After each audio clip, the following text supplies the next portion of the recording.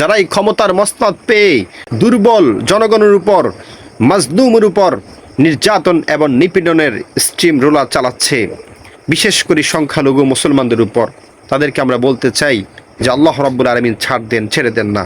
জুলুম এমন একটি আল্লাহ রাব্বুল আলামিনের কাছে অপছন্দনীয়, এমন একটি অন্যায়, অবিচার। আল্লাহ রাব্বুল আলামিন হাদিসে কুদসির মধ্যে বলেছেন, ইন্নী হারামতু যুলমা আলা নাফসি, জুলুম, অন্যায়, অবিচারকে, বৈষম্যকে আমি আমার নিজের উপর হারাম করে দিয়েছি।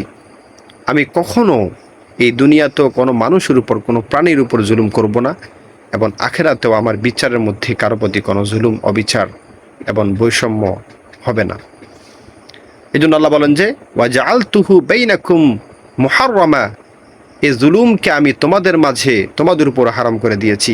ফালা তাযালামু, তোমরা একে অপরের উপর তার অধিকারের ক্ষেত্রে, তার সম্পদের ক্ষেত্রে তার উপর অবিচার করো না, জুলুম করো না।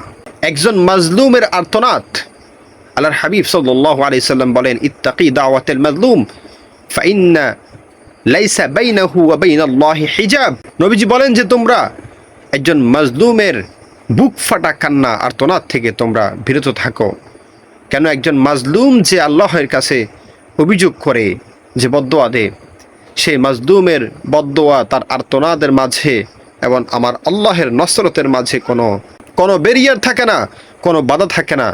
দ্যাট মিন্স মাজলুম যখনই আল্লাহ রাব্বুল আলামিনের কাছে জালেমের বিরুদ্ধে অভিযোগ দেয়, যে কমপ্লেন করে, আল্লাহ রাব্বুল আলামিন সেটাকে হয়তো ইমিডিয়েটলি অথবা ইভেনচুয়ালি সেটাকে অবশ্য বাস্তবায়ন করেন। সুতরাং ব্যক্তি পর্যায়ে হোক, অথবা সামাজিক পর্যায়ে হোক, অথবা জাতীয় পর্যায়ে হোক, আন্তর্জাতিক পর্যায়ে হোক, কোনো মানুষের উপর, কোনো জাতির উপর জুলুম করা যাবে না।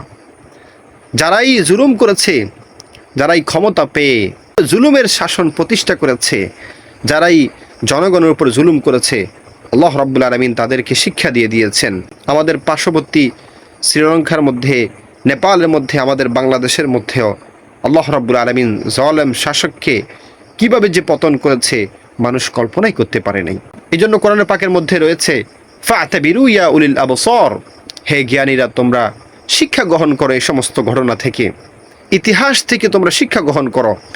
এজন্য জালেম শাসক, যারাই ক্ষমতার মসনদ পেয়ে দুর্বল জনগণের উপর, মাজলুমের উপর নির্যাতন এবং নিপীড়নের স্টিম রোলার চালাচ্ছে, বিশেষ করে সংখ্যালঘু মুসলমানদের উপর, তাদেরকে আমরা বলতে চাই যে আল্লাহ রাব্বুল আলামিন ছাড় দেন, ছেড়ে দেন না।